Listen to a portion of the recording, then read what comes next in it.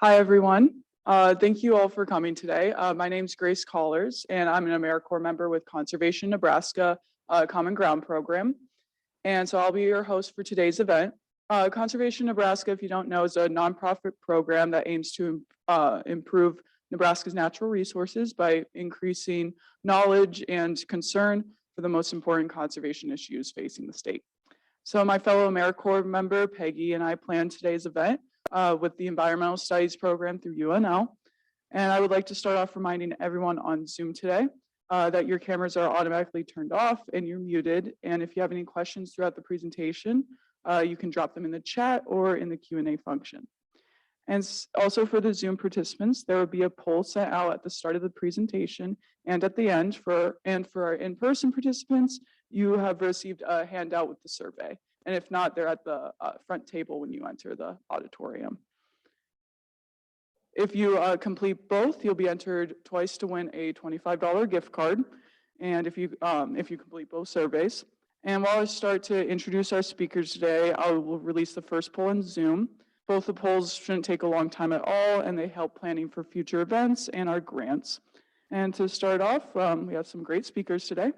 So we have Marc Shkolnick, who has served as a manager for energy services for Lincoln Electrical System.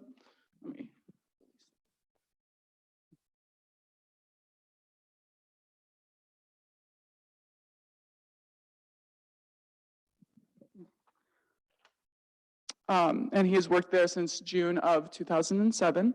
The department is charged with providing comprehensive and customized customer experience for the City of Lincoln's industrial, commercial, business, and residential customers. His team is also responsible for administering the utilities, energy efficiency, demand response, customer-owned renewables, and emerging technology programs. Marc previously spent 14 years in alumni relations profession, serving for 2.5 years as executive director of Colorado State University Alumni Association and as associate executive director of the University of Nebraska Alumni Association for 11 years. An Omaha native, Marc holds a Bachelor of Science in Education and a Master of Education Administration degrees from the University of Nebraska-Lincoln, and he currently serves as a member of the Electric Power Research Institute's Electric Vehicles Advisory Committee, American Public Power Association's Smart Energy Program Review Committee, and as a member of the Lincoln Center Kiwanis Club's Board of Directors. And then next we have Chad Pinkelman, who has served with Nebraska's Public Power District since 2008. His current position is a Sustainable Strategies Consultant. In this position, he manages MPPD's electric vehicle and charging station incentive program. He also processes electric efficiency upgrade incentives for industrial customers. His first position with MPPD was as a distribution and sub-transmission planning engineer. And Chad has a master's, MES, is that Masters of Environmental Education? Electrical engineering from University of Nebraska-Lincoln. And our third speaker today is Randy Smith, who has been an environmental specialist at the Nebraska Department of Environment and Energy for 6 years. He coordinates grants in the department's of air quality program, including managing Nebraska's use of funds from the Volkswagen emissions settlement. NDEE is using $1.8 million of the Volkswagen funds, about 15% of them, to partially fund public electric vehicle charging in the state, including DC fast charging stations at 20 new locations. Randy is actively researching new and upcoming electric vehicles in anticipation of buying one in the near future. All right, and we'll get started with Marc. Thank you, Grace. Thank you, Peggy, to you both for coordinating today's event. Thank you, everybody, for coming out on the Saturday morning to learn about EVs. Let me start with a question. How many in here actually own an electric vehicle, a plug-in vehicle? I knew you did. I knew you did. Okay, so we got to. How many are actively looking at purchasing a plug-in vehicle? Okay. How many say they have no clue what an electric vehicle is? Okay, everybody has a clue, but how many are here to learn more information about EVs? They'd like to grow their knowledge. Okay, everybody, very good. Just wanted to gauge the audience because The first slide that I may share with you is a little basic here. See if I can advance that, maybe goes this way. Okay, I might have you advance for me. So what I'm gonna, my piece of this is kind of at a high level of the electric vehicle and the market. And I'm gonna talk a little bit about what's this EV thing anyway. So we're all on a common understanding of what we're talking about when we talk about electric vehicles. And then I'm gonna talk about, is this EV thing just a fad? Okay, and then everybody's interested in how fast were we going to see adoption of electric vehicles. And I'm going to make some observations about how this whole thing may run its course. And then I'm just going to touch on some of the things that LES is doing to prepare for more and more EVs. Okay, so this is the basics. There's three types of electric vehicles. The first one is the hybrid electric vehicle, which has been around for a while now. And it would be something like the Prius, right? Or we were talking about the Camry, right, Stan, that you have. That is a hybrid vehicle that does not plug in, but it has battery assist technology, and it uses regenerative braking. So every time you brake, you are regenerating energy back into the battery, which then can be used to help accelerate and improve the mileage. And when gas is $5 a gallon, that's a good thing, right? What we're really talking about, though, when we talk about electric vehicles, is we're talking about the type you plug in. And there's two primary vehicle types of that kind. There is the plug-in hybrid, which has a battery which can get you maybe 10, 20, 30 miles of range, but that also has the internal combustion engine, which takes over when the battery is fairly depleted. And it then allows you then to drive on just like a conventional vehicle. And examples, the Chevy Volt, which is probably the most popular until they discontinued. They decided to move into a different direction, but the Chevy Volt, very popular plug-in hybrid vehicle. But there's the Ford Fusion, there's the Kia Optima, Toyota Prius Prime, the Camry. There's a variety of I guess the Camry was the hybrid electric, but there's a variety of different plug-in hybrids. Then you get the all-electrics. And that is 100% battery powered. And all of these use regenerative braking to assist and counter to what you encounter with an internal combustion engine, where you typically get better mileage when you're driving over the interstate. You actually get better range in town because of the regenerative braking, right? The more you brake, the more you're regenerating, which is kind of counter to what we've kind of learned. In town, for internal combustion engines, you have idling and you're not getting nearly as good gas mileage as you do with the regenerative braking. Ranges, in terms of storage of battery, 20 to 100 kilowatt hour batteries, they're getting longer all the time. And the same with ranges. We're just talking about a 270 mile range. There's over 300 mile ranges on extended ranges vehicles.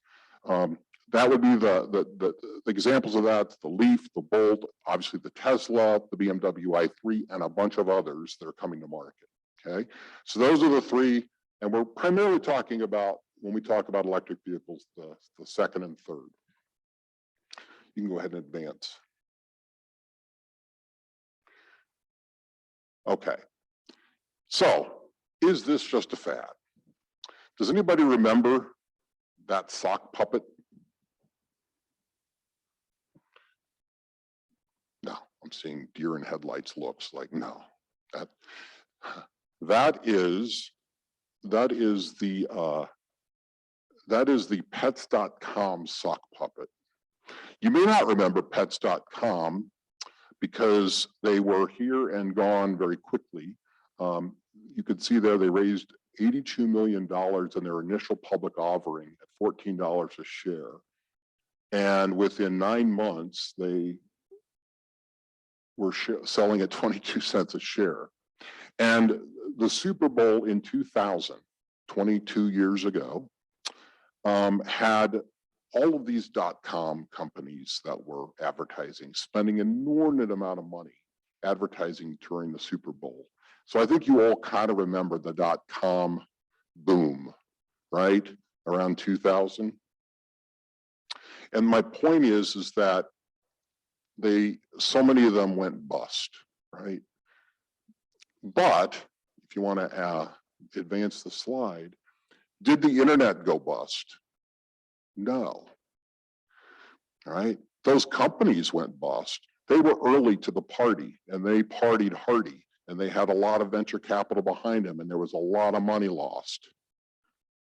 These companies, they found a way to make the internet just a little profitable. Amazon, Google, Facebook, Netflix, I mean, they understood how to make the internet work and profitable for these firms. And it really has fundamentally changed the way that we buy things, that we search for information, how we interact, how we watch TV, fundamentally. In fact, you could almost say, you could advance, that the box store was a fad because they're gone. There is no more Toys R Us. There is no more Sears. There is no more Blockbuster.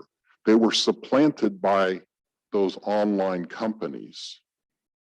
And I see a parallel with the electric vehicle. Get advanced. Thank you. You know what that is. Who else knows what that is? Yes. What is it? Yeah. It's a GM EV1. How many in here heard about the EV1? Okay. This was an early iteration of today's electric vehicle, although it had a different battery chemistry, right? Lead acid, primarily? Okay. So how many in here would purchase that car? Couple, okay. So these two have no care about the looks of the car. Right? You're a technologist. I wouldn't buy that ugly thing. I wouldn't. I don't like it. But some of you say, you know what? I don't care about the technology. I care about the fact that that vehicle is environmentally friendly, right? Some of you would say, I'll hold my nose. It's not the prettiest car, but it's an environmentally friendly car. Some of you would say, I'll hold my nose, but it's a cool technology, okay? And so let me point out that this kind of looks like a science project, okay? It used the lead acid batteries. It had 70 to 100 mile range.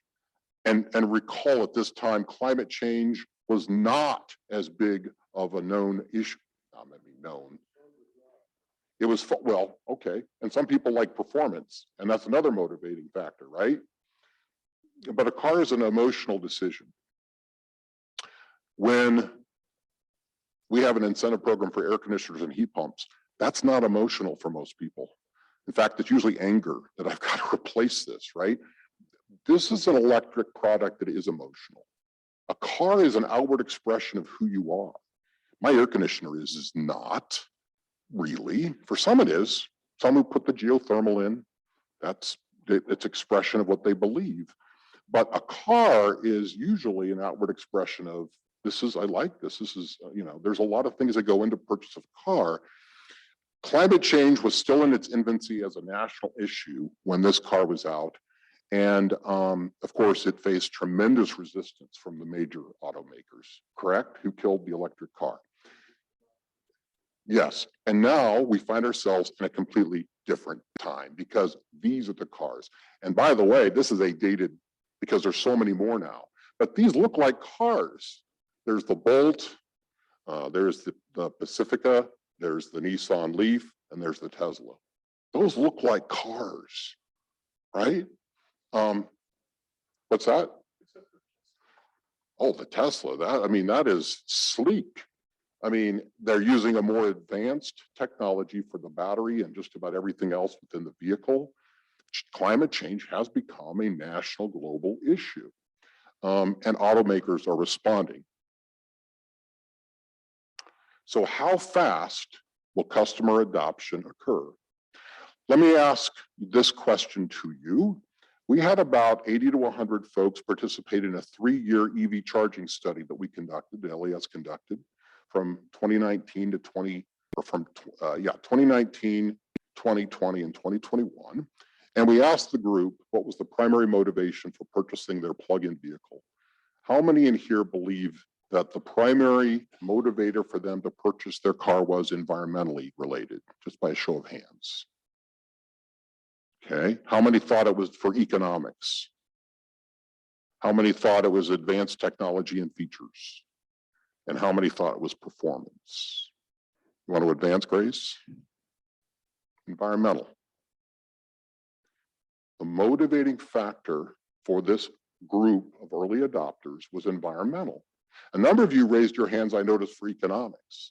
That is representative of a later cohort of customers that aren't in the game yet.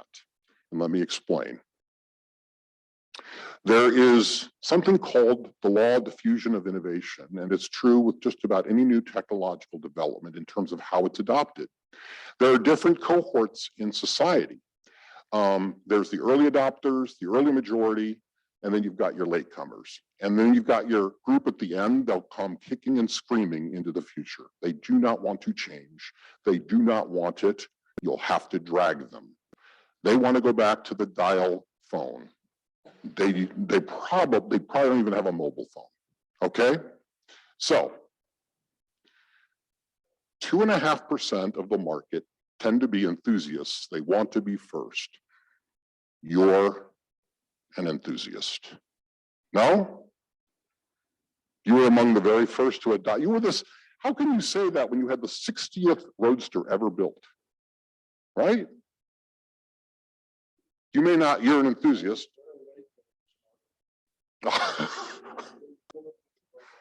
Well, you were involved in that whole technology too, by the way. Okay, moving along to the visionaries. 13.5% of the market are motivated by cause. They're influential, they're comfortable with risks. I would say that those who buy their vehicles because of the environmental impacts or lack of impacts that the electric vehicle would describe this group. Okay, so you have got to get that group before you can get the rest, before you hit that tipping point, okay? Because the early majority, you can advance, the early majority, 34%, adopt new technology only when it's proven. They are not risk takers, okay? They are going to rely on the experiences of that first 13, 14% before they get into the game. Why do you think Amazon has all those reviews? Because they know that a majority of people aren't going to buy something until they see the experience of those who've already bought it. And it's trustworthy and reliable, okay? You move along to the next group, another 34%, they're even more cautious. They'll only adopt a new technology when they see demonstrable results and are assured there is no risk. And then you've got, of course, the skeptics. Only use technology when forced to, when there's no other choice. They'd still be using incandescent light bulbs if they could, and many of them still are. They're finding them on the black market. Okay, so let's talk about that chasm in the middle. You could advance. Hit again. Okay, how do you bridge that chasm and tip adoption? You've got to offer models people want. Keep going. You've got to solve range anxiety. Keep going. You've got to solve the price issue. And you've got to have reliable public charging. You've got to have reliability. And until those issues are adequately addressed, mass adoption won't happen. But there are efforts that are addressing these issues, particularly the offering models people want. We're about ready to get hit in the next 2 to 3 years. And I know supply chain may delay that a little bit with the microchip shortage. We're about to see the models of electric vehicles explode from Ford to GM, the big three, VW, you name it. That is directly addressing that first. We also know that the battery technology continues to advance. That addresses range anxiety. Now, the price thing, that's going to be interesting. We're in an era right now of very high inflation, supply chain issues. That will have to be solved. Okay, that will be a challenge to mass adoption for a period of time. And that last one, that's got to be addressed. And that is an issue, particularly for non-Tesla public charging infrastructure. Okay. So my point is that we are still a ways away from mass adoption, but it's coming. People don't recognize that this is a global market and that China is driving it. China is driving it. Over 15% of all sales in 2020, what was this, 2021, were electric. China. Europe, you could see very high, over 18%. So from a percentage standpoint, European sales is even greater. From a total number, China coughs, the world catches a cold, okay? And then the United States in 2021, just a little over 4% of all sales were electric vehicles. So you see, our numbers pale in comparison to what's going on in China and Europe. But that's really driving the global market. Oh, by the way, go back one. I just want to point out Norway, 72% of all sales are electric.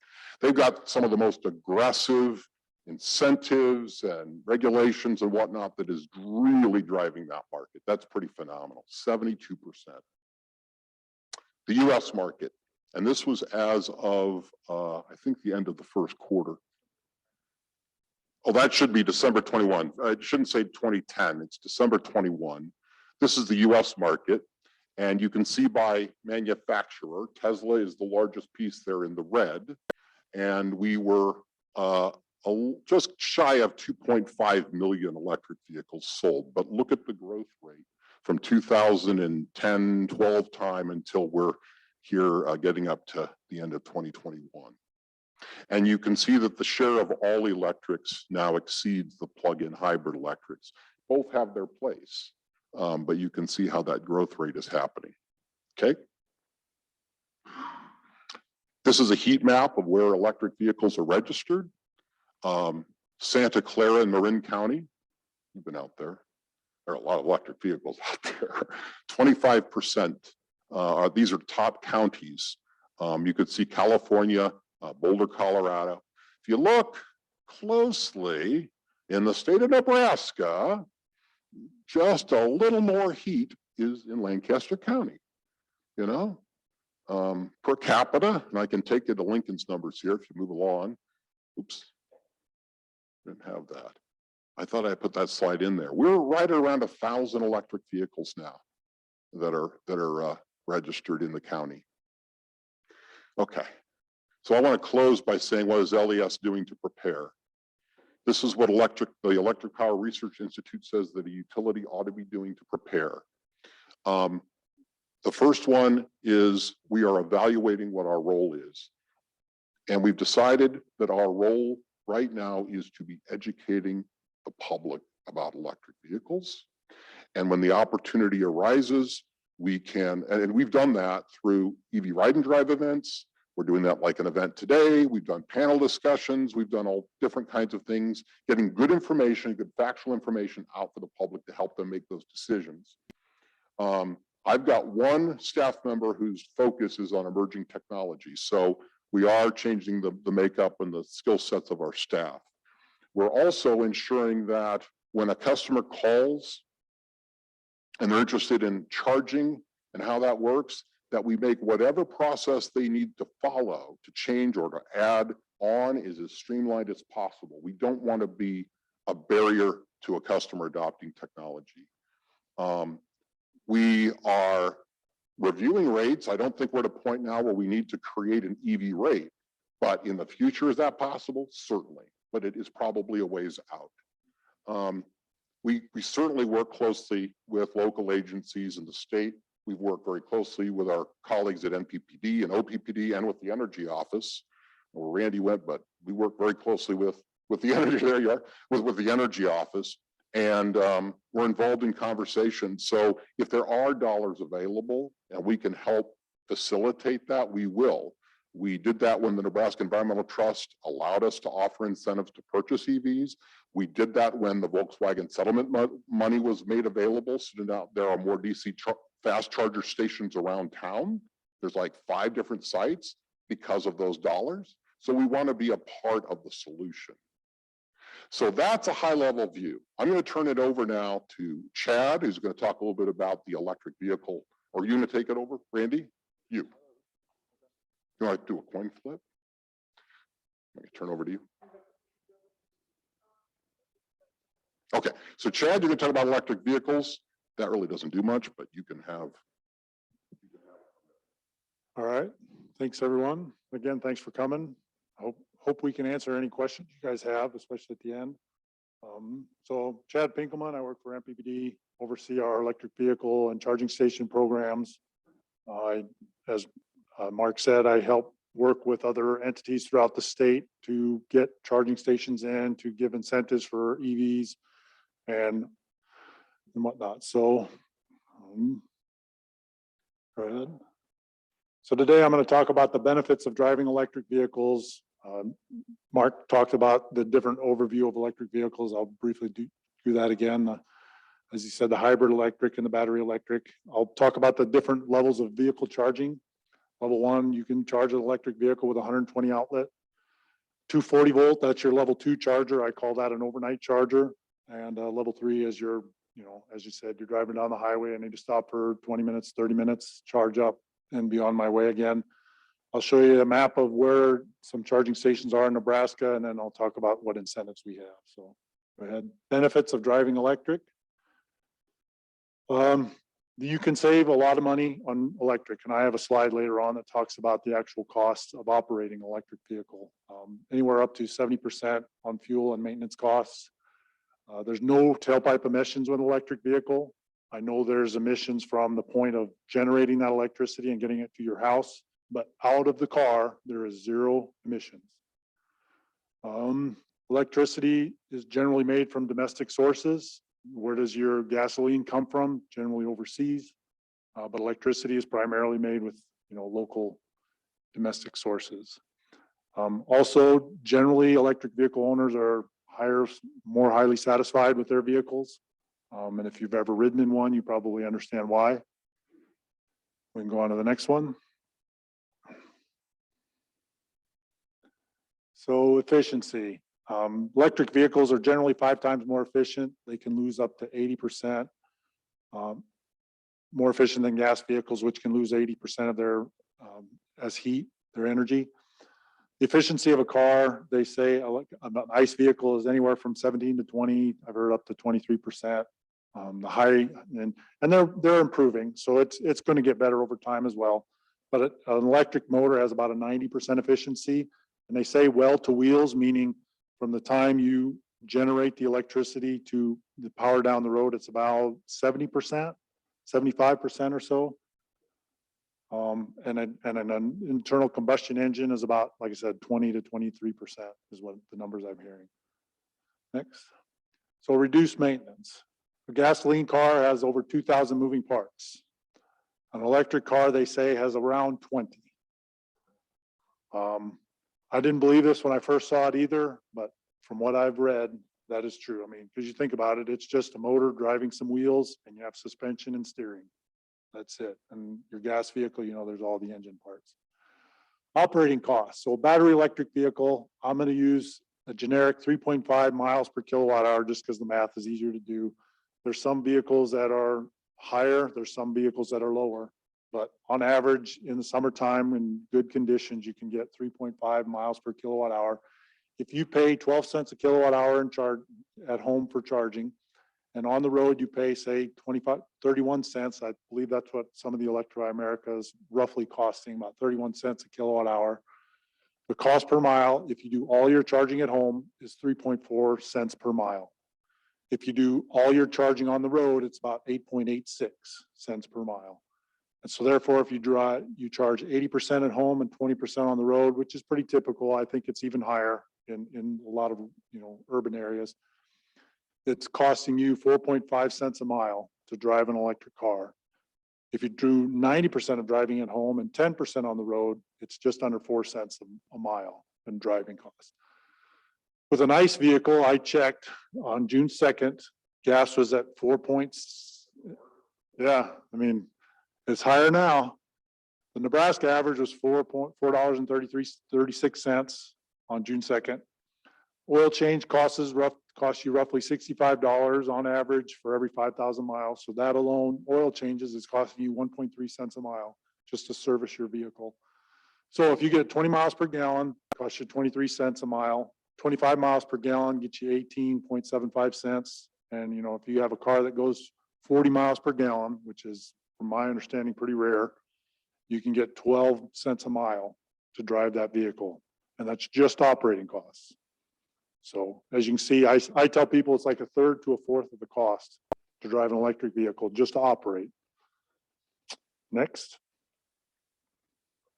So vehicle types, as Mark pointed out, there's the plug-in hybrids all the way up to the battery electric. I won't go over this much more anymore. Next. Different levels of charging. As I mentioned, there's level 1 charging, so you can plug it into your 120 outlet at home. Now it'll take a while, so I call this the weekend charger.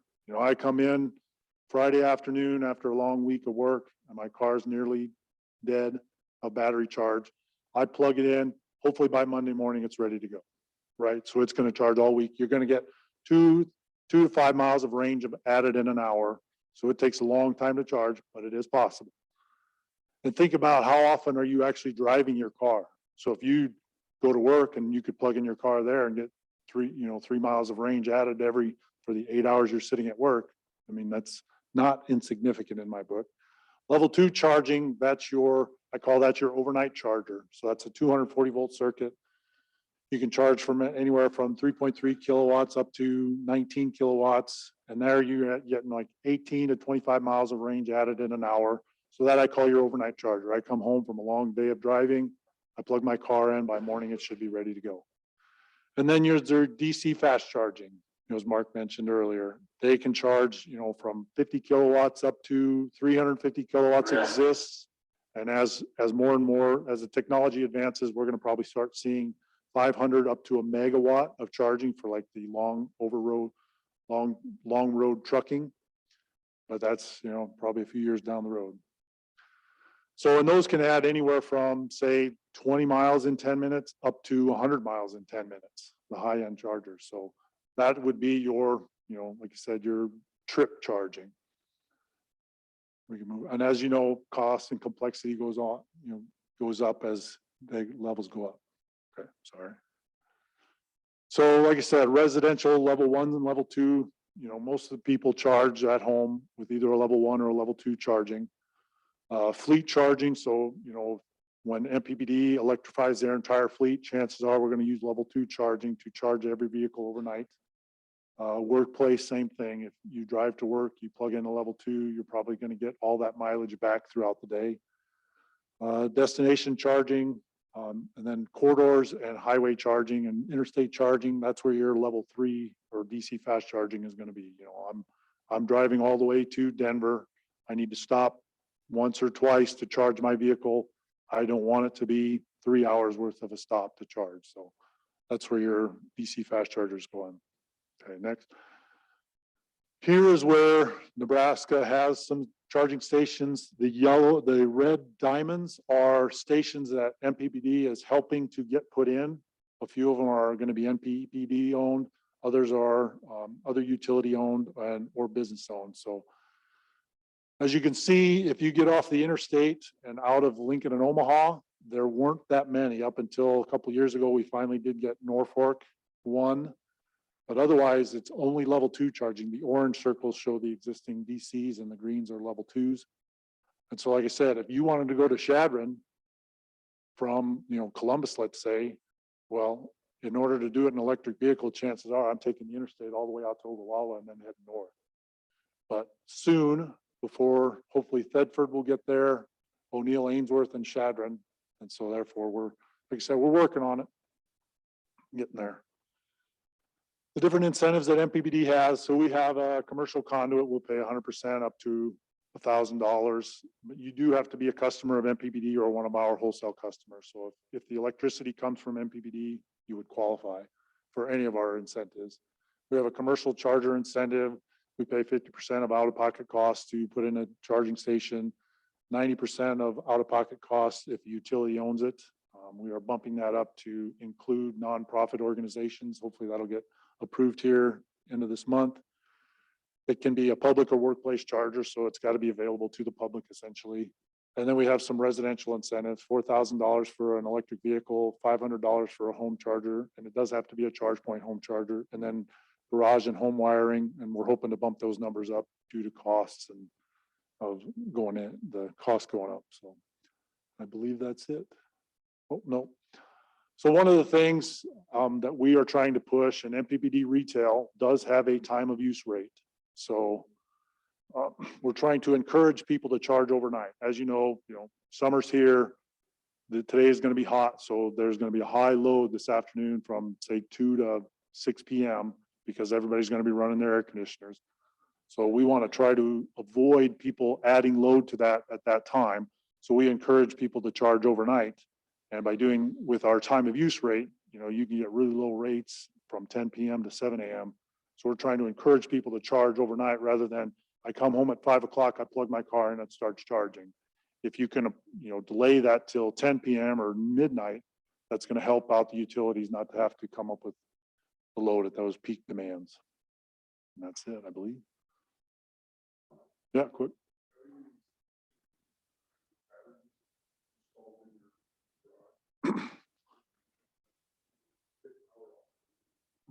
Right. So the question was, do we have incentives for adding battery to your residential home? And we don't at this time. Not immediately, no. So, and then we do have programs to help with solar, but we don't have any direct incentives to putting solar on your home as well. So. Yeah, can we save your questions to the end? We'll let Randy go through and his presentation. Thank you.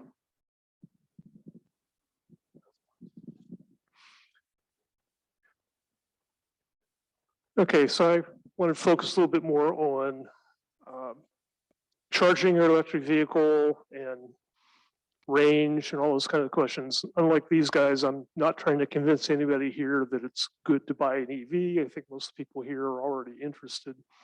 So I want to focus more on the sort of things you might consider if you're trying to purchase an EV. And some of this presentation, in some ways, I feel like an imposter compared to these guys. These work for the utilities.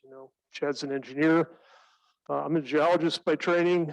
I kind of got dragged into this because of my work for the department, managing the Volkswagen settlement money.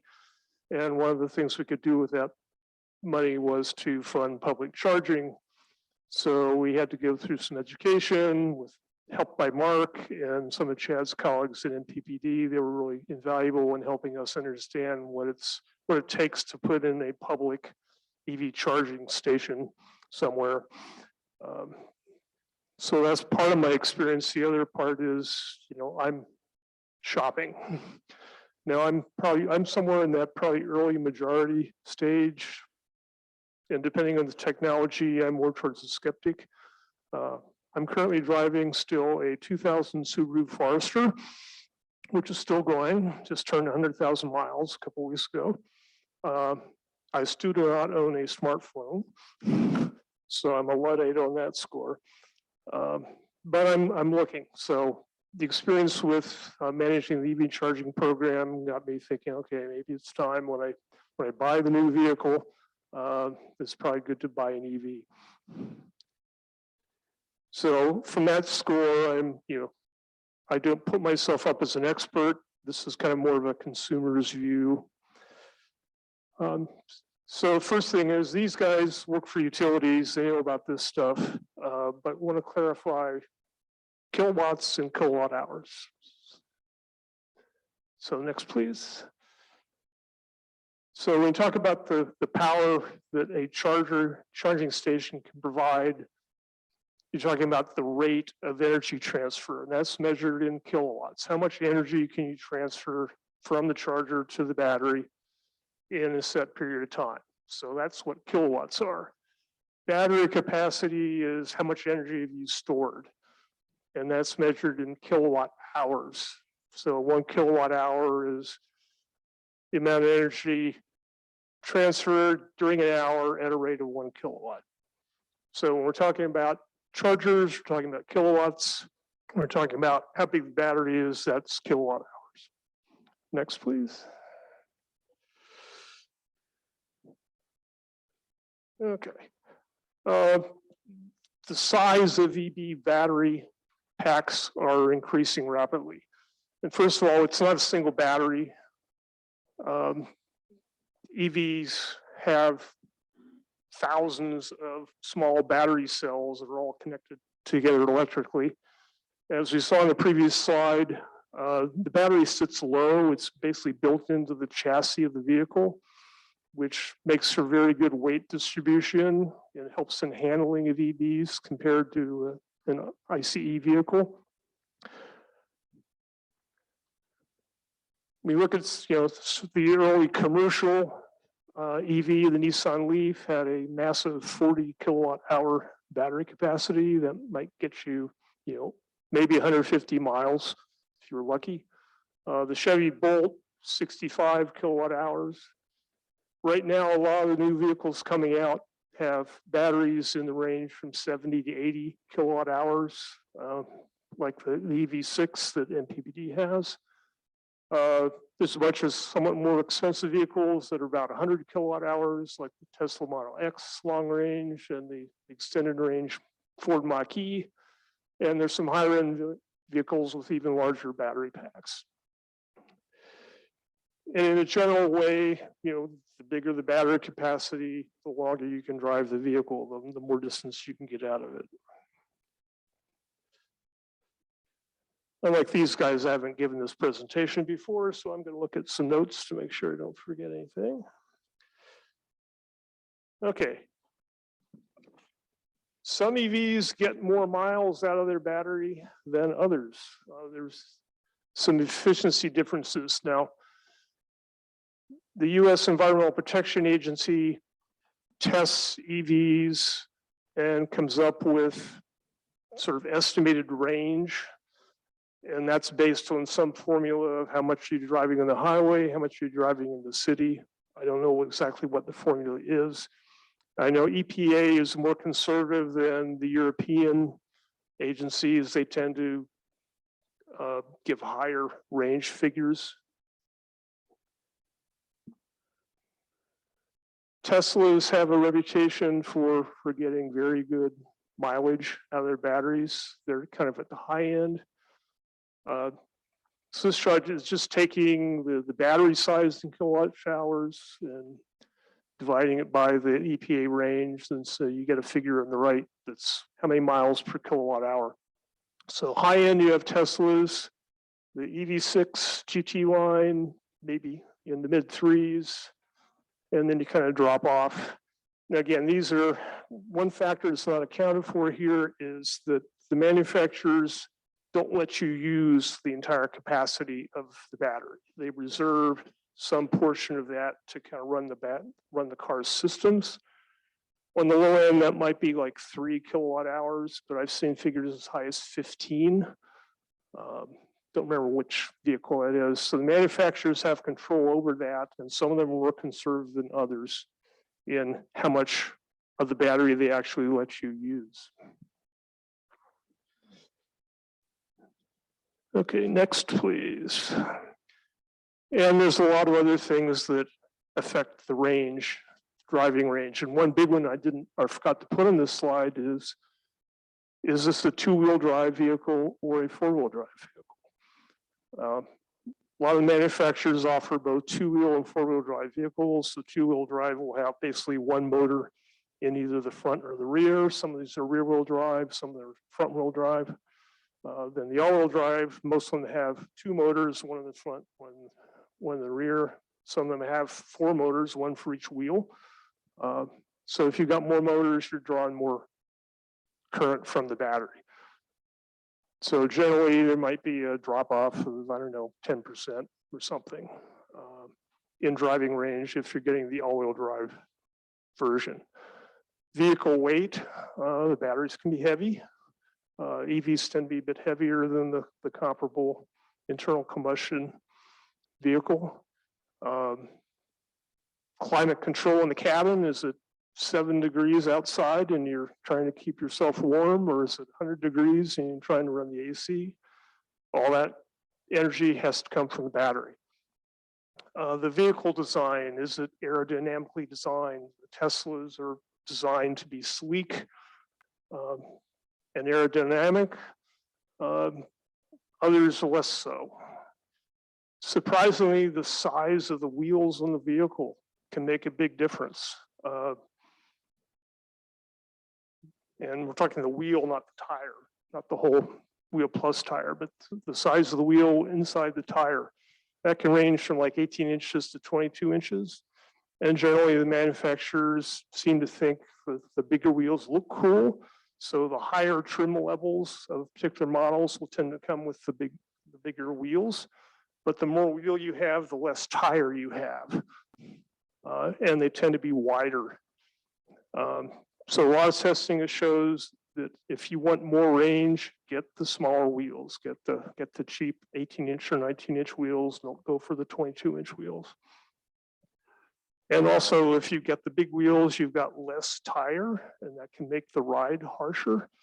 I listened to one review online. I forget what the vehicle was, but they had the big wheels. In this particular car, you could get an optional air suspension. They said, okay, get the big wheels, get the air suspension. So lots of things to consider there. What's happening with the weather?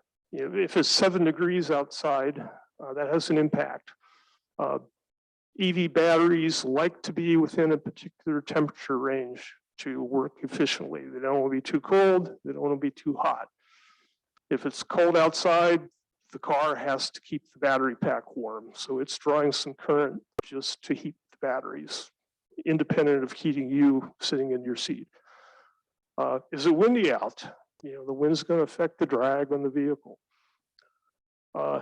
And driving mode, most of these cars come with, you can select a mode of driving. Chad and I were talking earlier, the EV6 has 3 different modes.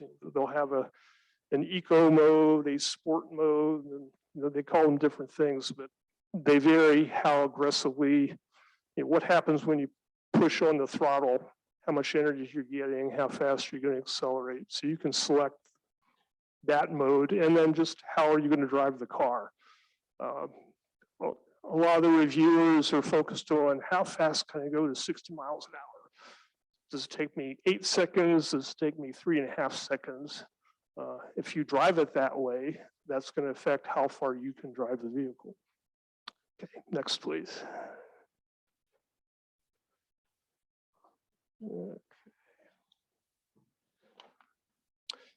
Okay, charging the vehicle is, some of this is going to repeat what Chad was going through. For homeowners, most of the EV charging can happen at home for your daily commute. However, if you rent an apartment, you don't have access to a home charger, and your apartment complex may not have one. And likewise, if you're driving to Denver, you need charging. So public charging is needed both for homeowners when you're going on a trip and for people who don't own their own home. And again, there's 3 levels of charging. Next, please. As Chad mentioned, level 1, there's no external charger. You just have a cord that you plug into the car. You plug into a simple 110, 120 volt outlet. These cars have an internal charger and a computer controlled battery management system. The battery runs on direct current. You know, the car needs, you know, the battery needs to have direct current fitted into it. So if you plug into a 120 volt AC outlet, the car's charger has to basically convert that from AC to DC.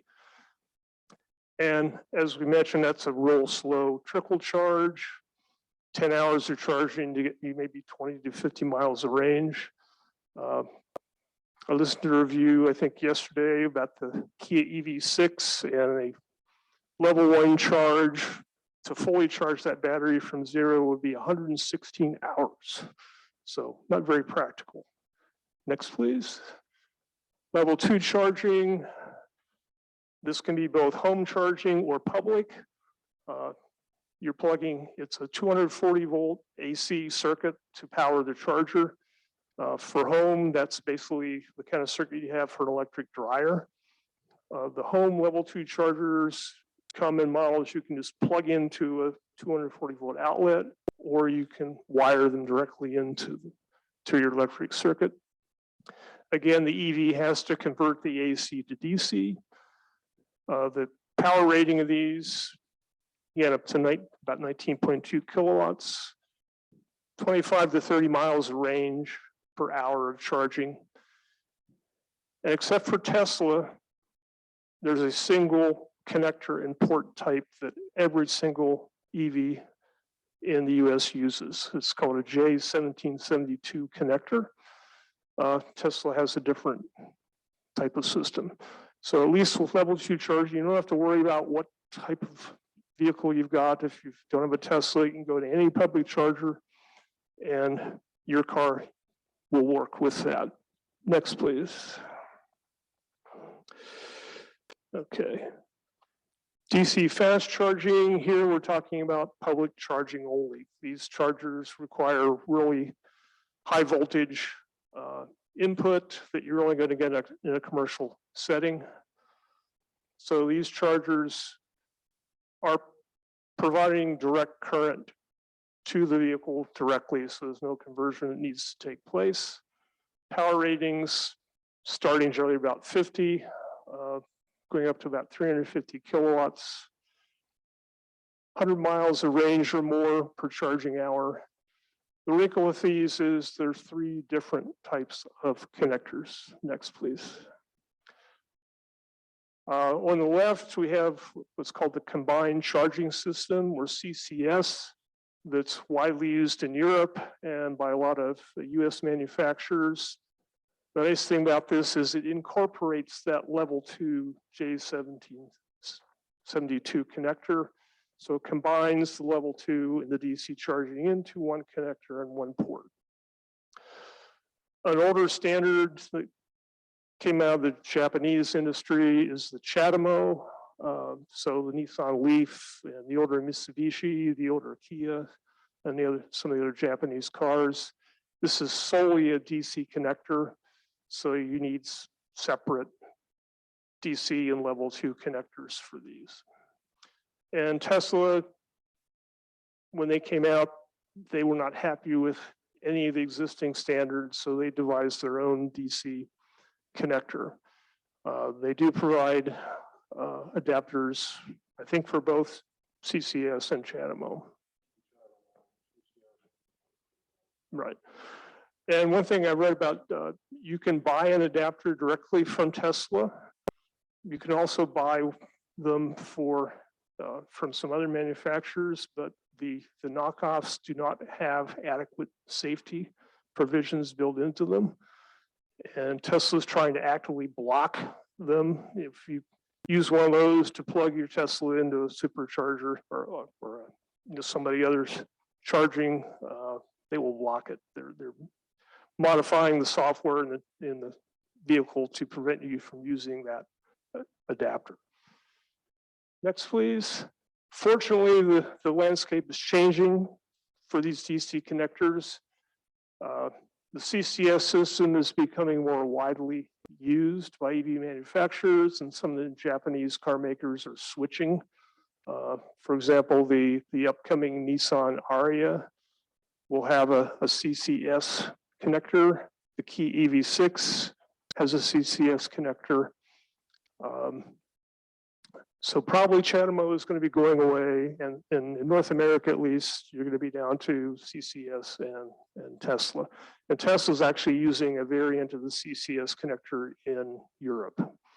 The Model 3s that are sold in Europe come with a CCS connector. So that's getting simpler at least. All right, next, please.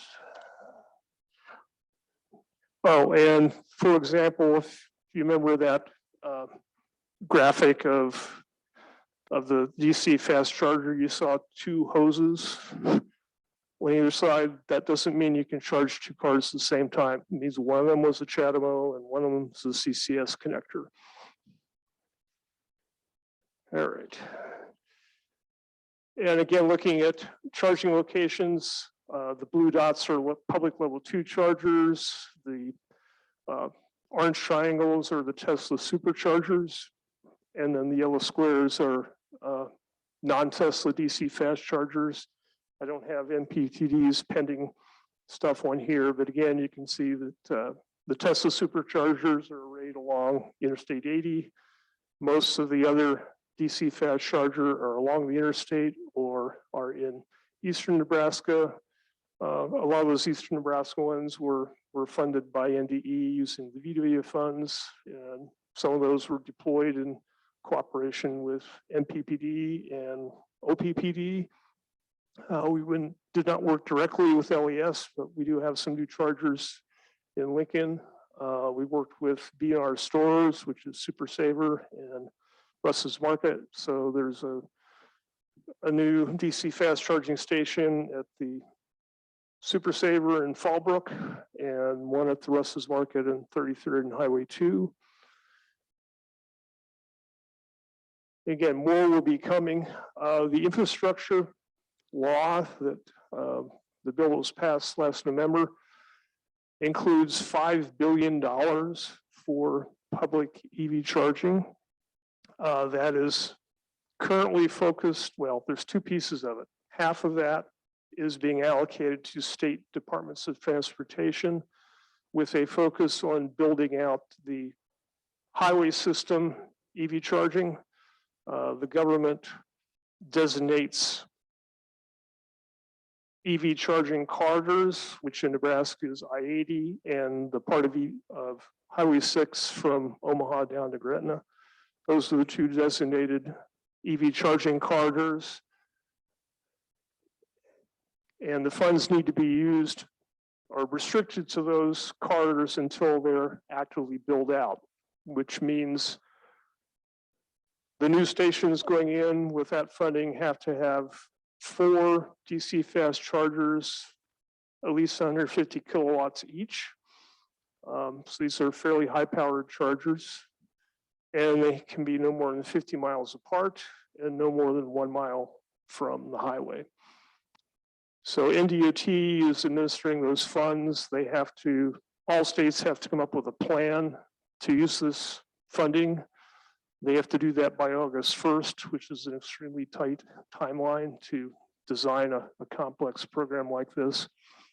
But there will be additional highway chargers coming in the next few years along Interstate 80 and Highway 6. Once those are built out, the rest of the funds can be used on any public highway in the state. The other half of the funds are for community charging, and half of that piece is earmarked for rural and low income, high impact areas. So hopefully we will get some more public charging distributed through the rest of the state over the next 5 years. Where can I charge Superchargers, yeah, the DC superchargers are the red triangles. I'm not sure about. Yes, those are the Tesla DC fast chargers. They call them superchargers.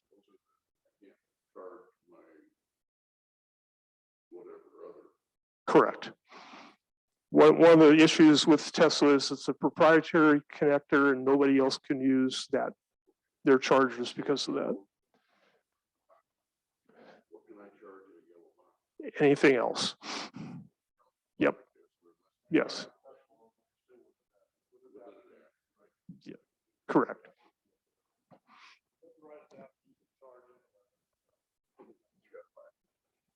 Right.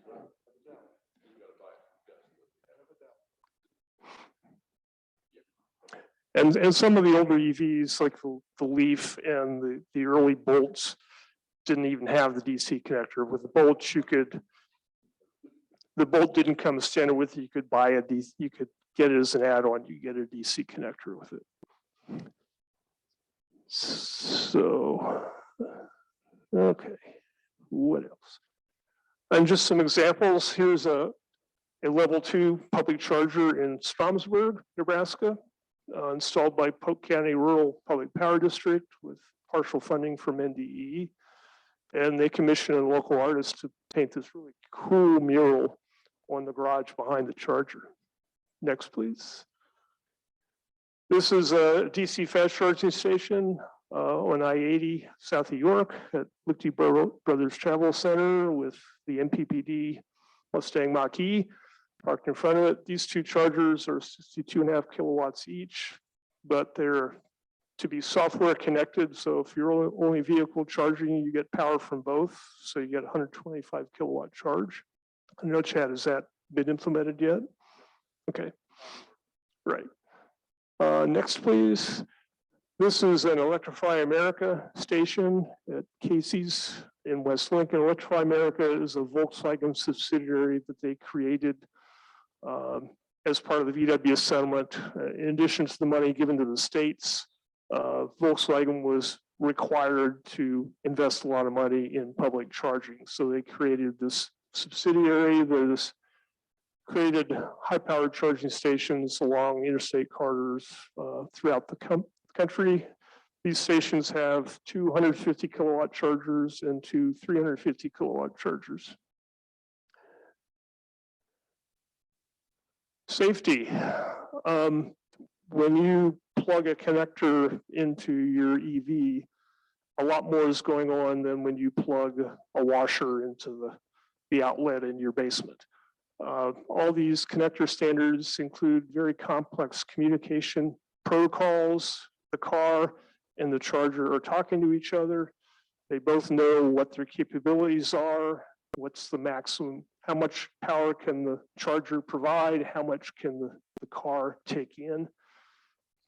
So the charger only delivers as much power as the car can handle. If you plug your Chevy Bolt with well, let's look at the next slide, please. Go ahead. Cars vary greatly in the maximum charging rate that they can sustain. At the low end, you've got the Chevy Bolt. The maximum is 55 kilowatts. The Mach-E and the Mach-E 150. The Key EV6 has a different electrical architecture. It can sustain a faster charging rate. Seen 240 kilowatts.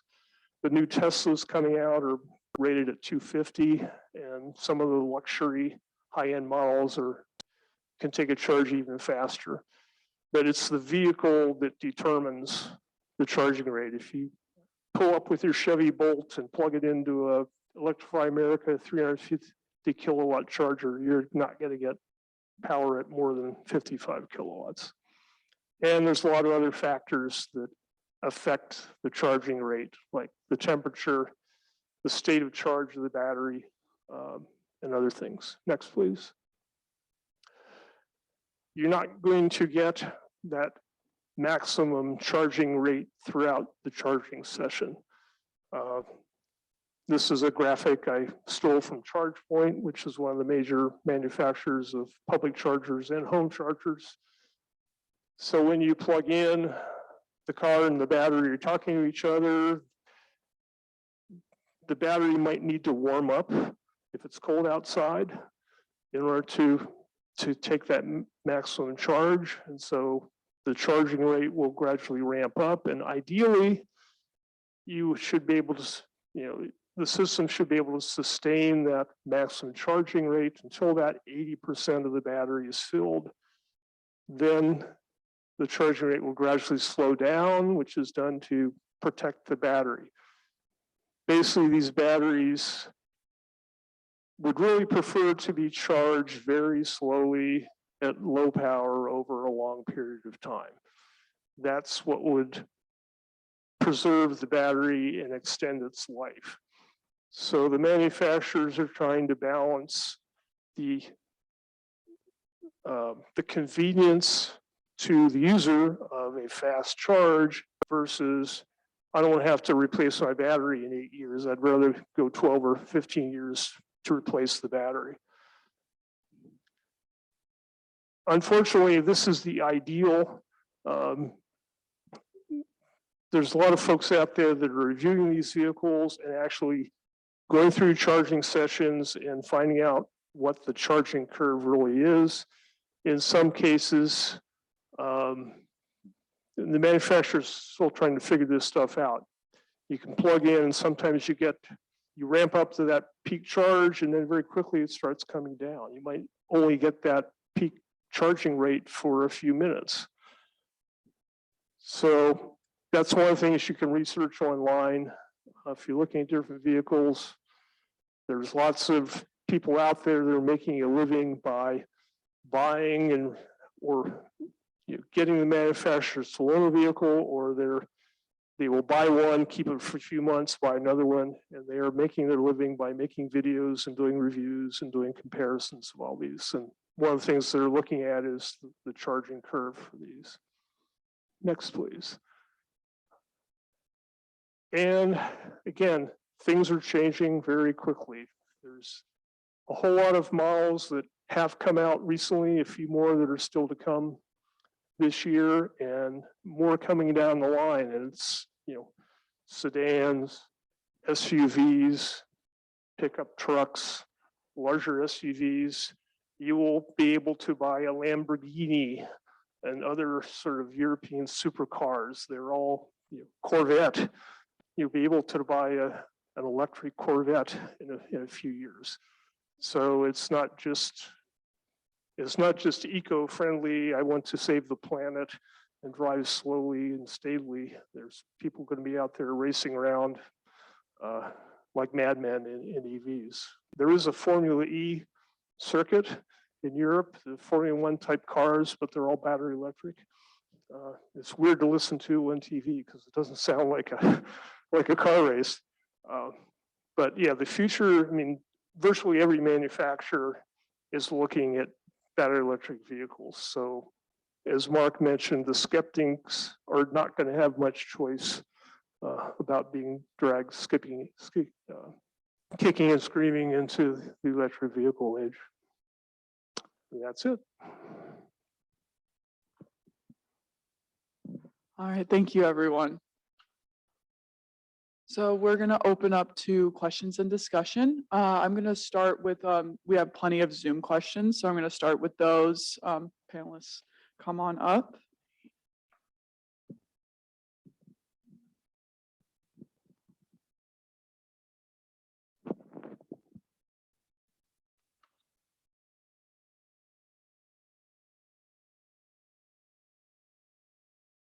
All right. All right, so our first question is, when do you expect cars to be readily available to purchase? Well, the thing is, that's a great question. There are about a dozen states across the country that are what are called ZEV states, zero emission vehicle states. And those states have regulations in place that require manufacturers who sell vehicles in those states that there's an emissions cap. And so by virtue of this regulation, they have to sell a certain percentage of their vehicles in those states as all electric. Those states tend to get the more inventory and the more choices well before the non-ZEV. So being in Nebraska, surprise, surprise, we're not one of those states, right? Colorado is probably the closest one. So getting an electric vehicle in Nebraska is more challenging than getting a all electric vehicle in like California, Washington, the Northeast. And so when easily getting those models, it was a bit challenging before the supply chain. Now with the microchip issue and the supply chain, it is a challenge, it is a barrier. And so only those that are really gung-ho about getting one of these vehicles and waiting sometimes months to get delivery are going to be successful. So, I don't know if I want to add anything to that, but it is a challenge currently. Right, and some manufacturers are only selling their EVs in those ZEV states. For example, the Hyundai Ioniq, they're really only selling it on the coast. The EV6 is one that is being sold across the country. A couple weeks ago, I was buying bird seed at the Wild Bird Habitat on North 48th Street and was driving by the Kia dealer. And oh my God, there was a white Kia EV6 parked in front of their Charger. First one I'd actually ever seen. And it was pouring down rain that day, so I didn't really stop, but it was still there the next day. But I saw on the dashboard a sign, sorry, this car is sold. I've also seen a Volkswagen ID4, which is kind of a small electric SUV. That car actually belongs to somebody that lives about 5 blocks from me in Woods Park area. So they are trickling in. I mentioned to these guys earlier, I have about a 5-minute drive here. And in that 5 minutes, I saw 2 EVs. I saw a Nissan Leaf and a Tesla. So there's more and more, you're seeing more and more. A couple months ago, I was leaving work and in front of me, there was a Tesla and a Mach-E lined up. So they're coming, but it's slow. And the other push, Senator Manchin, I don't know if you saw a couple months ago, he had questioned the need for that, $7,500 tax credit that they have. And so that may be going away in the future, but the manufacturers want to push it even more. My personal experience is I have ordered a Mustang Mach-E. I ordered it early February, but I am hopeful to get it by November. So, I mean, they're slow, they're coming, but I think the primary reason is the supply chain issue. Yeah, and you're not really able to buy one off the dealer's lot at this point because they're scarce as hen's teeth. And if you're paying $40,000-$50,000 for a vehicle, personally, I'd like to actually see the thing in person and sit in it and maybe do a test drive. So unless you go to auto shows or somebody has one like MPPD and LES and they have a public event where you can get a chance to drive it, that's kind of your chance to see if you think it would fit you. I mean, I'm interested in what is the seat like? If you're 6'5" versus 5'6", they're trying to design seats to fit everybody, and it's going to work for you. So yeah, it's an interesting landscape. All right, and next question.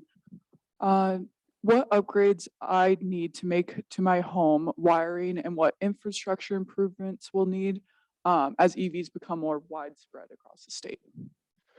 Well, if you want a level 2 charger, you need a 240-volt circuit. So in my example, I live in Woods Park, so I've got a house that was built in 1917 with a detached garage. So I'm probably, if I go and order an EV, the first thing I'm going to do is get an electrician to come out and run a 240-volt circuit out to the garage so I can then buy a level 2 home charger to stick in the garage. That's basically what you're going to need to do. I know MPPD is lobbying to get home builders to start including that kind of circuitry in garages so that homeowners will not have to do that after the fact. They won't have to retrofit. They already have the electrical wiring they need to install a home charger. Well, like I spoke earlier, you can charge a vehicle with a 120-volt outlet. And so really consider how much you're going to drive. If you live in Lincoln and your commute is 5 miles back and forth twice a day, do you need a 240-volt circuit? It's just something to consider. Now, I think, as Randy said, we are pushing, let's get every garage wired for a 240-volt circuit. And I would go a minimum of 60 amps probably, if not more. I know level 2 chargers are getting up to the point of 100 amps, but I don't know that any realistic, homeowner would need that much. But I think 40 and 50 amps would be bare minimum. All right, next question. Given Biden's policy of moving to EVs now, and given the significant increase in global demand ramping up, what has LES done besides meetings and talking to meet the demand in the next 2 to 3 years? our primary focus has been on outreach and education because of the supply chain issues, because of all these other kinds of items.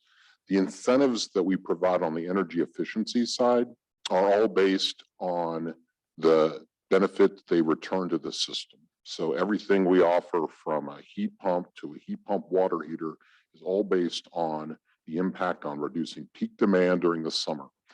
We're not certain how the electric vehicle will impact that. And so the incentives that we have provided were funded through other sources other than ratepayer funds. For example, the Nebraska Environmental Trust provided $125,000 a couple of years ago for us to award to customers. And I think we did about 25 purchase rebates, but we have not used ratepayer funding at this point for electric vehicles. When we can demonstrate a benefit to all the non-participants by awarding that, we'll look at doing that. So currently, to the degree that we're able to find other sources of funding and helping to administer those funds for EV purposes, we will do that. If I can add a quick note that's sort of peripheral to that, I'm talking about time of charging and scheduling home charging. Some of the home chargers are just dumb chargers. You just plug them in. Some of them are smart chargers that basically can be programmed to charge at a particular time. However, some of the newer EVs have that built into the charging system. So that's something to research. Can you schedule charging from the vehicle so you don't have to spend the extra money to buy a programmable home charger? And I might also add that there's lots of nuances to these vehicles about how they're engineered. Going to the car manufacturer's website is extremely frustrating because they don't tell you those things. Just looking at Subaru's website to see whether their upcoming Subaru Solterra has a CCS charger, and they don't tell you. So you sort of have to rely on these third-party reviewers to really get that data directly from the manufacturer and to publish it. So Inside EVs is a very good online resource. Green Car Reports. The internet is your friend when you're researching EVs. You'll get much more from that than you will from the manufacturers. And I don't know that the dealers know very much. Some of these online reviewers are being hired by the companies, by the manufacturers to go around and educate the dealers and all this stuff. All right. And so what do you guys recommend to make sure that electricity I'd be using is coming from clean sources, so I'm not just swapping coal for gasoline?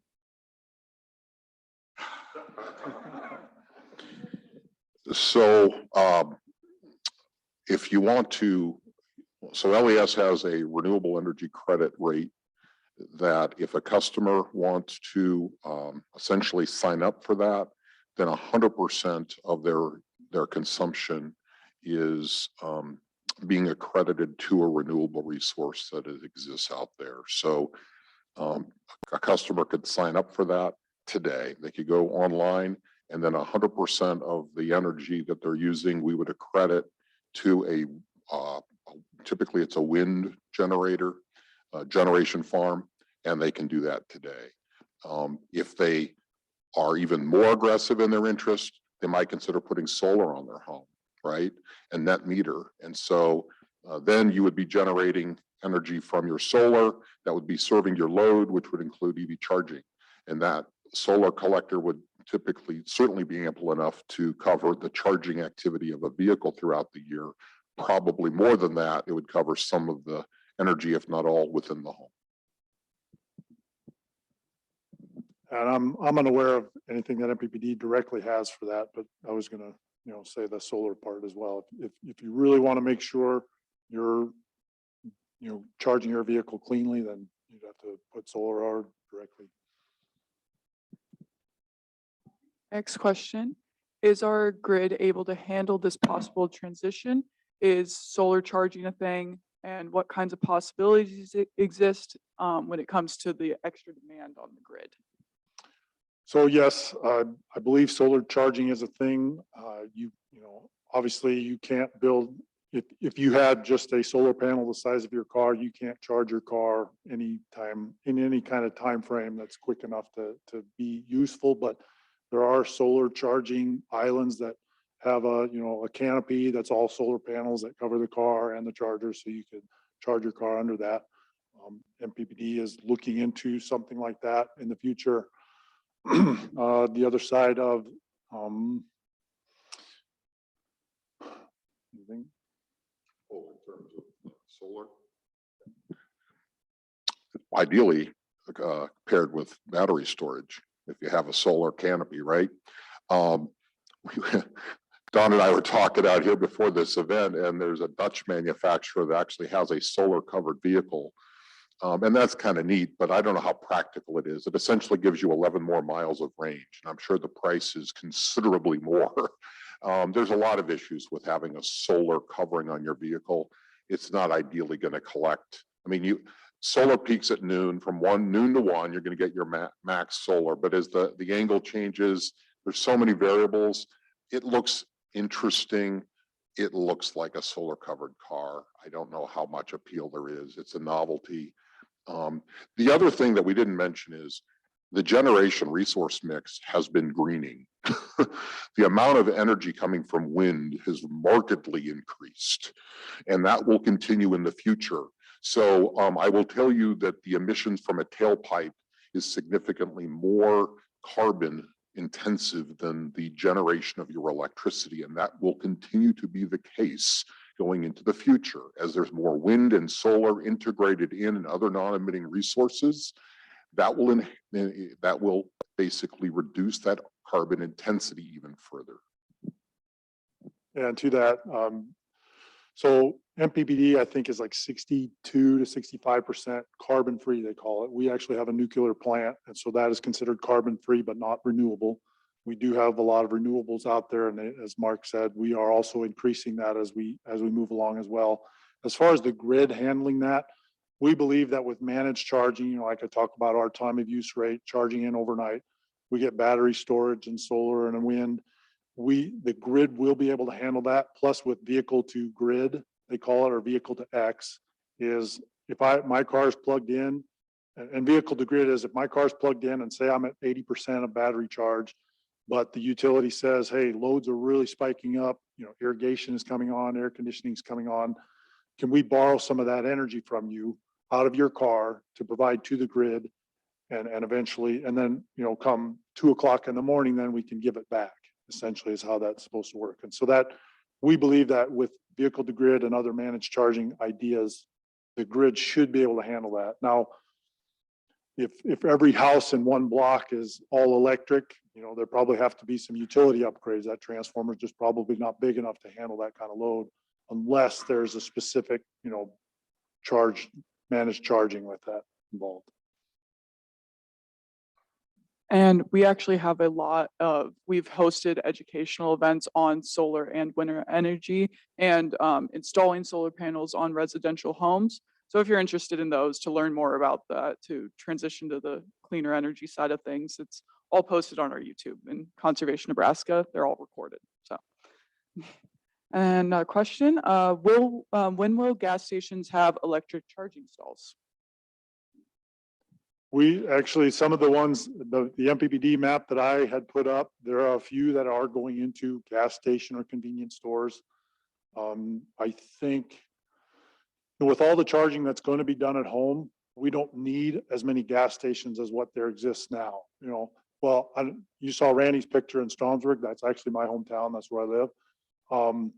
So when I have my gas car and my car's on empty, I go to the gas station to fill it up, right? But if I have an electric car, I'm just going to plug it into my garage. I'm not going to go to that public station that they have there in Stromsburg, because I'm going to use the convenience of charging at my home. And so we won't need as many gas stations. Stromsburg has one gas station, like I said, and if any of my cars need fill up, I go to the gas station to fill it up. But let's say a town of York has, let's say, 10 gas stations. Yes, there's a DC fast charging station there. There may need to be 2 or 3 more because it's on the interstate. But after that, they probably don't need many more, because you're only going to use a DC fast charging station if you're passing through and you need enough charge to get to your next stop. Whereas, you know, if you lived in town, you're just going to charge in your garage. Again, except for non-homeowners, there's still a significant percentage of people that are renters. And until apartment complex owners start installing charging available to the residents, we're going to need a considerable number of public chargers to service that component of the population. All right. And what is happening with EV SUV market currently? Oh, that's the hottest part of the whole game at the moment. A large number of the new vehicles coming out are sort of marketed as SUVs. The Mach-E, the EV6, the Hyundai Ioniq 5, the Volkswagen ID4, Nissan's upcoming Ariya, Subaru Solterra, the Toyota BZ4. These are all sort of the size of a RAV4 or a Subaru Forester. So they're kind of so-called compact SUVs. They generally don't have as much cargo room as a standard, you know, a Forester or a RAV4.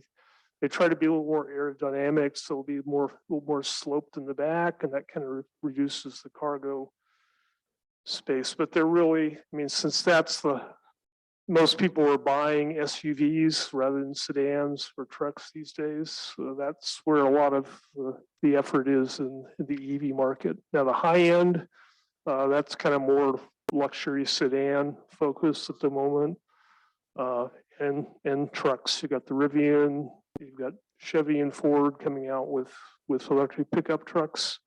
So again, there will soon be every flavor of vehicle available in a battery electric version.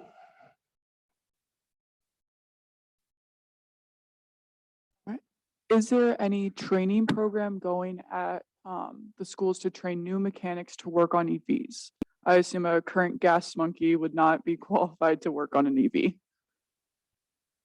Does anyone know? Yeah, I think that's kind of outside our experience and knowledge. I would expect the community colleges are keenly aware of the need for specialized training in this area, but that's a whole new workforce development issue. Don, if you have an issue with your Tesla, you go to council, or how to talk about how Tesla deals with maintenance issues.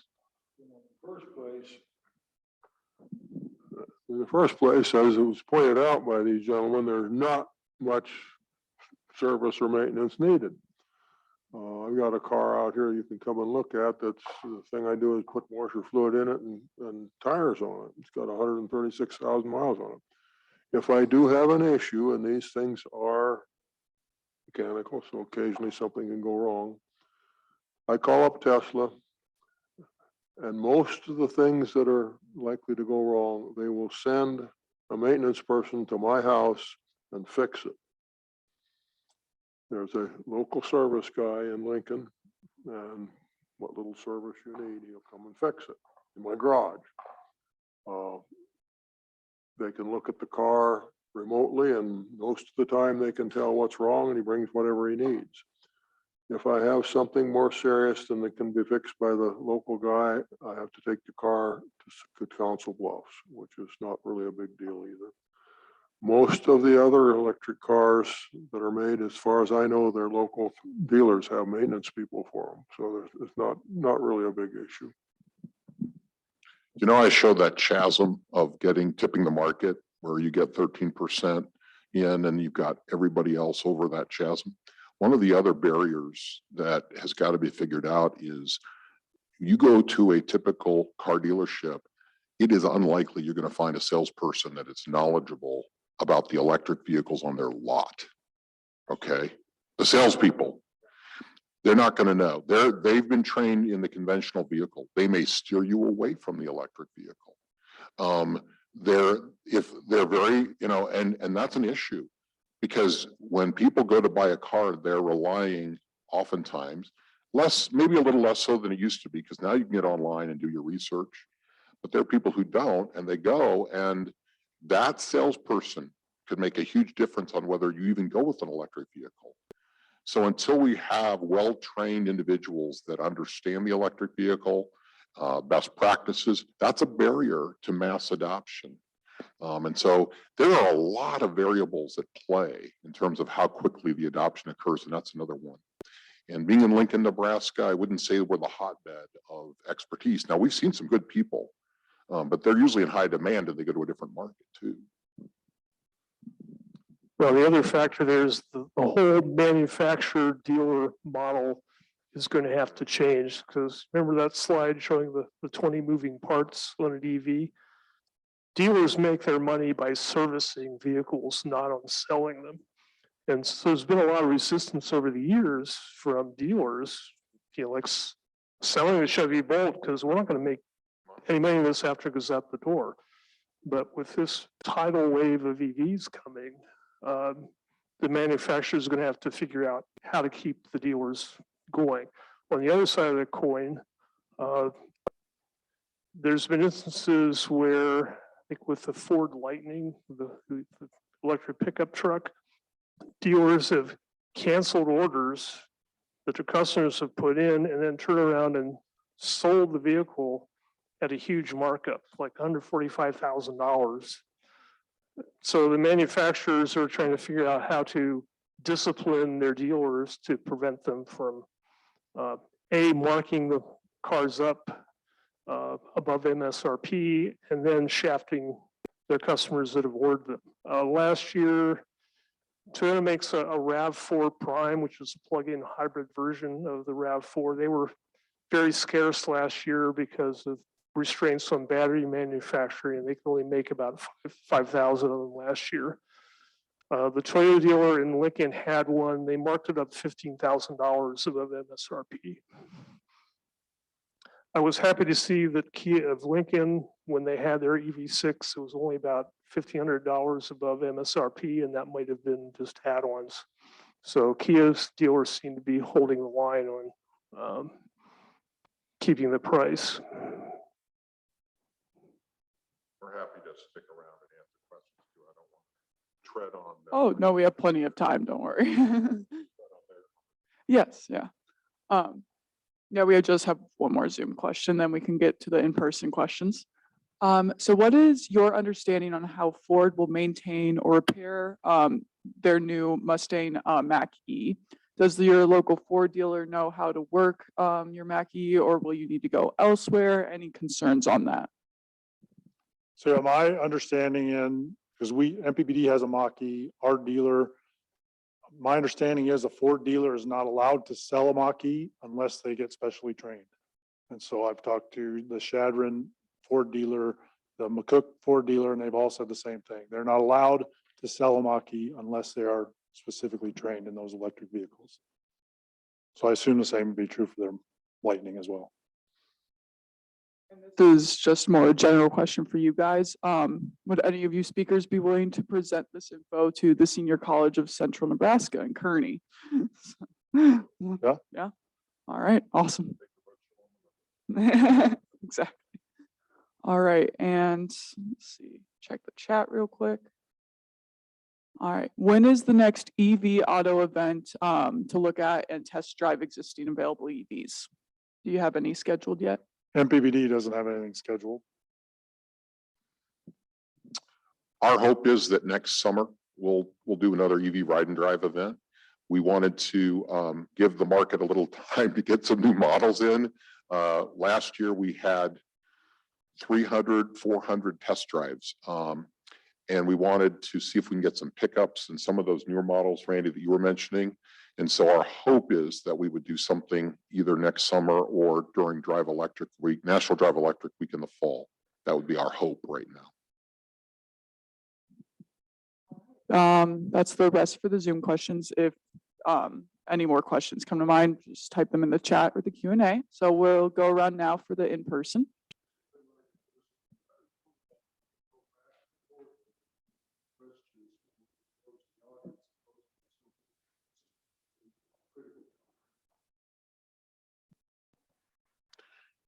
Do you have a question, Kurt? Oh, okay.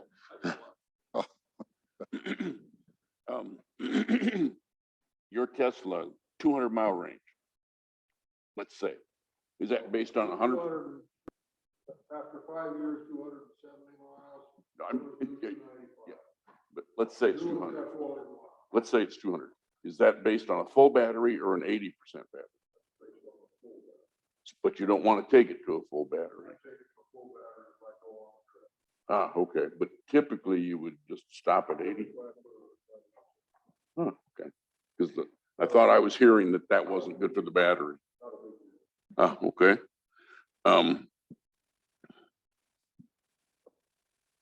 So if I plug it in overnight in my garage, it won't automatically stop at 80%. It'll go on up to 100%. Oh, it's smart. You're smart because you said it. Why are the EVs and PHEVs so much more expensive than their just gas counterparts? Battery, Is that battery. Yeah. so? It's basically the battery. And that price gap is narrowing rapidly. Yeah, that's what I'm hoping for next year or two. And I'm specifically thinking about a PHEV. And my question, we have two hybrids. They get poor mileage in the winter because it runs the engine to keep us warm. Is that going to be, how does the EV and PHEV keep you warm? EV's got to be coming from the battery. Well, Randy mentioned it, in the cold weather, you will see degradation in range. Well, that's just because of the battery too. Right. Right, and your heat comes from resistive heat, basically. So In the EV. heat some coils, blow some air over it, or heat the seat, coils in your seat, yep. And that's the thing with ICE vehicles, that's why, part of the reason they don't suffer so much in the wintertime is because you got free heat, My slide showed, the 80% of your energy is lost in heat with an electric vehicle or with a gas vehicle. So that's free heat that you get inside your vehicle. Yeah. Now, in the summertime, you have to generate cold air to blow in there. And so that's why it's less efficient in the summer. You know, if the plug-in hybrids, will they start their engine for winter heat or will they try to use their batteries? Well, the plug-in hybrid, I mean, it's got an internal combustion engine, it's got a radiator, it's got a hot water. So I think your heating is the same as it would be a regular car. Traditional gas powered. Keep in mind with the plug-in hybrid, you've got all the complexity of a standard internal combustion engine, plus you got the battery and electric system. So they're more complicated. You still have all the maintenance you would for a regular ICE vehicle. The benefit is you don't have this range, so you're not worried about finding a charger. So you got to kind of balance the complexity of the car versus not running out of juice down the road. And the other thing in the wintertime, you can, and well, summer too, but most EVs have a programmable, time to leave setting. And so I programmed our cars to say at 7 a.m., go ahead and start up while you're plugged in. So I'm drawing energy from the grid, not from the battery, and warm it up inside. So when I get in my car at when I leave for work at 6:30, let's say, it's at 72 degrees in the summertime when I'm ready to leave, or One last question. Yep. Am I being stupid in wanting to get a plug-in hybrid because that'll be our in-town car and I'll be able to? No, not at all. Well, but then if we do decide to go to Seneca, Kansas and back. Yep. With that car, we'd have And that's why the plug-in hybrid is a good balance between the two, because you get on the road, you feel more comfortable. I can stop at any gas station and fill up and be fine. But all my commutes in town are going to be fully electric. that was my thinking. Again, to respect people's time, this was advertised as 90 minutes, and so I don't want to have people need to take off. But for those who have questions, I want them to stay and we'll talk one-on-one because I'm sure you've got a bunch of them. So When we're thinking about plug-in hybrids, you need to check on the particular vehicle. Some of them, like the RAV4 Prime, you can drive solely on the battery if you choose. Some of them, it's always the car is choosing when to use engine versus battery. So you need to check on the particular vehicle you're looking at. the RAV4 Prime, it's got a big enough battery, you can go like 40 miles just on the battery. So you could do your daily commute to work just on the battery, and that I was actually seriously considering that as an option for me before I decided, just take the plunge and go full battery electric on it. All right, awesome. And if you guys don't mind, while we answer the questions, there's the post-event survey on the back of your paper. If you fill that out as we go along, just to save everyone's time, multitask. You still have a question? Yeah, I was wondering, our current system funds our infrastructure, our highway infrastructure through gas tax. I assume when all these electric vehicles come on, that thing's going to plunge down. I haven't heard or seen any discussion in Congress or the legislature. What are they proposing? So there currently is a flat, is it $75 to $100? 75 and increasing that. There's been discussion about increasing that. That is an issue. Absolutely, that's an issue. Because the old, I'll call it old fashioned, but the current way is based on fuel. And the more you fuel, the more you pay. Well, if you're not fueling, how are you collecting from those who use the roads? They're using the EV drivers using the roads. So they need to pay, so that is something that they're really wrestling with, is how do you collect that road tax? So you've touched on a very legitimate question I there. assume that your earlier discussion of gas prices versus electric, that included tax and the electric. Correct. There is a tax component in the fuel charge, correct?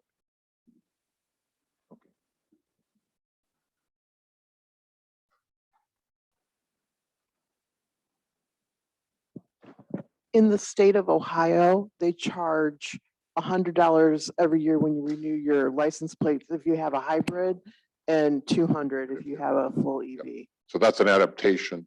Now there are some that really think that's not fair because your mileage could vary significantly.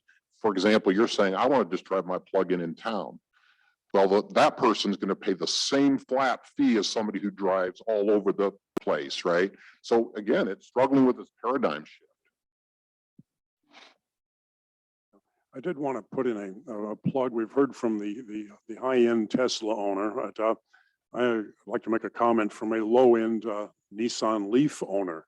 If you're wondering, I'd like an electric car, but I can't afford a Tesla. I've owned a Nissan Leaf for 8 years now with a 24 kilowatt battery. And I bought it to run around town with, and it has done the job. I have spent $600 in 8 years on maintenance for 3 tires and a 12-volt battery. They work. Nissan Leafs are kind of the Rodney Dangerfield of the electric car world, but they're a good way to get into it. So, Kurt, they're not going to get mass adoption until the prices get into the range that you're talking about, and even lower. So you're not going to get that mass adoption until prices hit a point where people can afford to get in. Anybody can get into a used Nissan Leaf.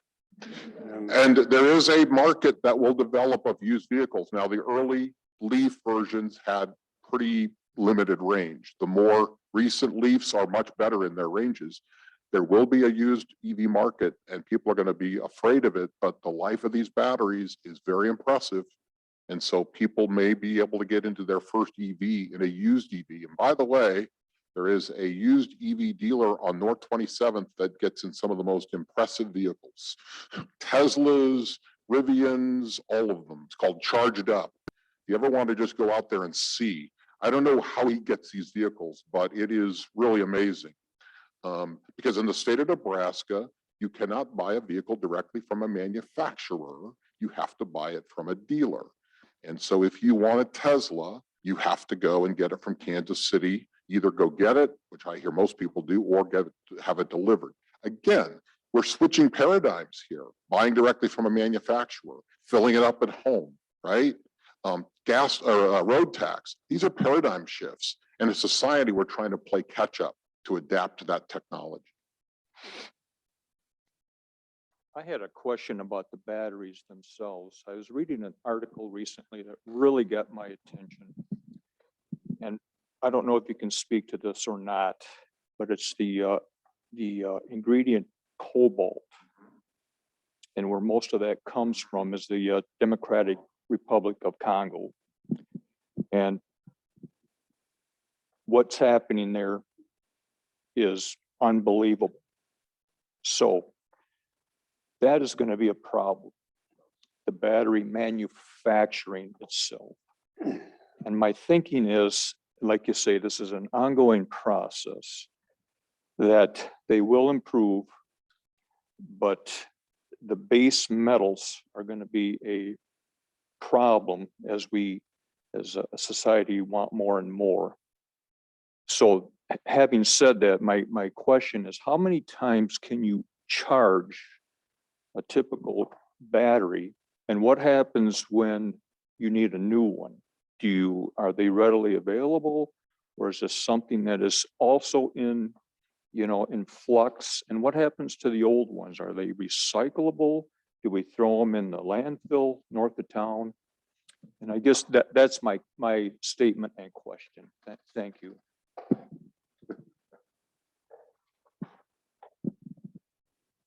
There's a lot of pieces to your question. The question about where cobalt comes from is a good one. One of the ways that that's being addressed is that the cobalt content of batteries is going down very much. The other way it's being addressed is many of the car companies are starting to look at and starting to put in batteries without cobalt. Lithium iron sulfate batteries do not have quite as good a range as batteries with cobalt.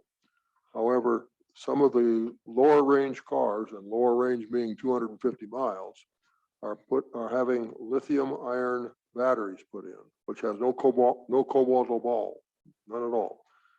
The other part, let me address the other part on the recycling, and if I miss something, hit me. Recycling of the batteries is about 90–95% possible. There are two companies right now, Redwood Materials in California, and the other company is Lee something or other, Li being lithium, that are recycling batteries right now. You're not seeing a lot of recycling of car batteries right now because there aren't any of them out there being expended to have to recycle.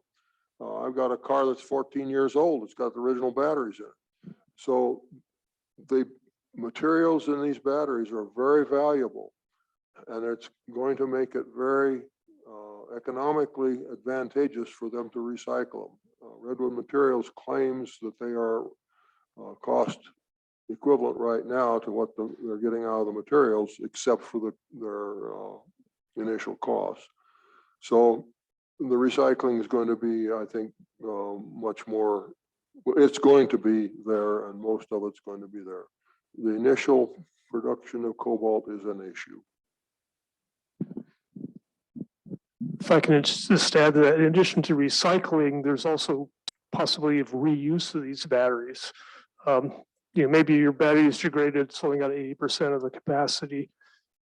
Use that in a less critical use, a stationary kind of use, and still use it as a battery.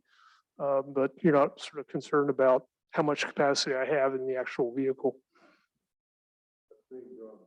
Yeah, that's actually an active market. So I'm told. And we had 2 more questions come in from Zoom. So the criticism I hear is that battery capacity is reduced over time. Can anyone speak on this? I think we covered that a little bit.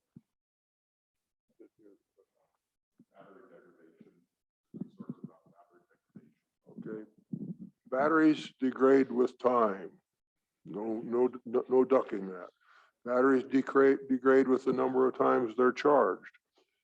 Both of those degradations have improved a lot over the last 10 years. Unfortunately, I don't have a good number. We have a 5-year-old Tesla sitting out here that you're welcome to come look at. it had about 295 miles of estimated range when we got it. I think it's down to about 270 now in 5 years. And that's after 136,000 miles and many, many superchargings.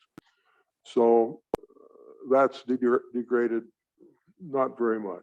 Where the warranties typically run up about? I don't remember. I haven't worried about it. He probably knows. I know a little bit. So the warranties on the battery. Yeah, the warranty that we have on our Mustang Mach-E was 8 years. I believe the newer ones are coming out at 10 years. So 8 to 10 years warranties on most of these things.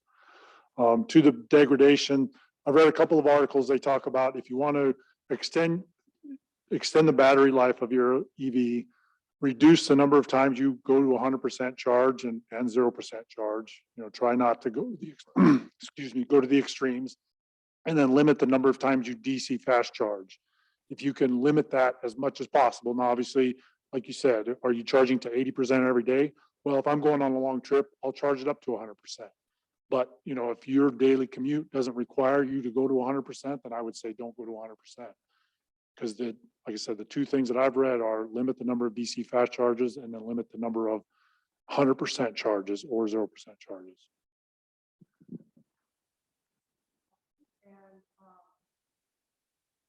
And can you tell us anything about the safety on EVs versus ICE?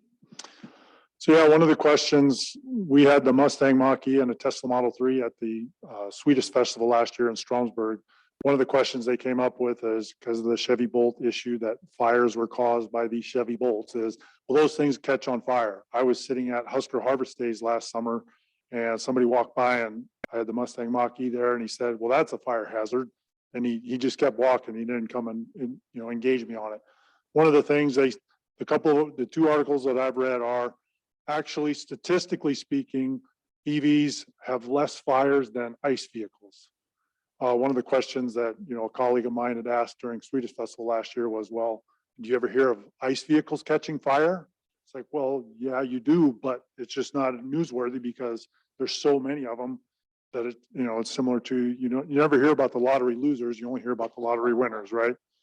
And so this EVs being new technology, well, you got the critics of it that want to, degrade it or put it down as much as they can. So, oh, look, well, there's an EV fire. Well, you forget about the 150 gas fires that caused with ICE vehicles. So statistically speaking, I think it's like 0.7% is the number I've seen of vehicles that catch on fire with EVs.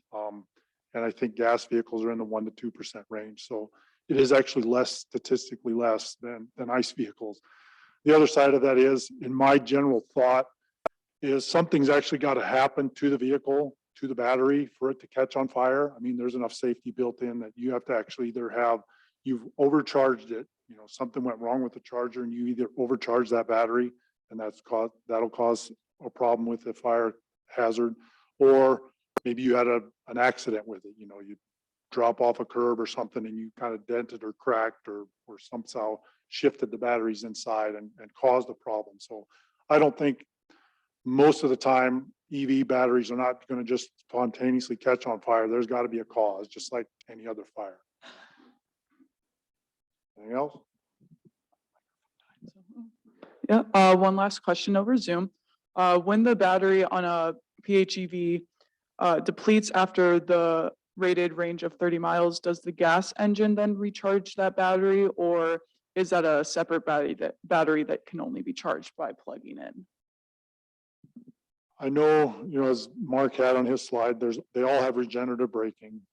I drove one of our hybrids, plug-in hybrids, and was on battery. When after about 30 to 40 miles, it switched to the gas. And then after going down a couple of big hills, it actually switched back over to battery. I think there are some hybrids that actually charge the battery from the engine. I don't know how often that is, but I think primarily it's plugging it in or the regenerative braking. Thank you, everyone. Any more questions from the audience? Yes. All right. Yeah, so thank you again for coming. We'll collect the pre and post survey from you guys. Yeah, and if you have any questions, please reach out. We have the business cards and my contact information up at the front table. And if you have any questions about future events or anything, they're all posted on our Facebook page, just Conservation Nebraska. And this event is recorded and it will be posted on our YouTube as well, as the same as all our past events, if you're interested in any of them. There's also a sheet with some future events. We actually have one here, the same hall on August 13th. It's about what net zero means for Nebraska, because we just signed the Lincoln Climate Action Plan to reach net zero by 2050. So try to do it.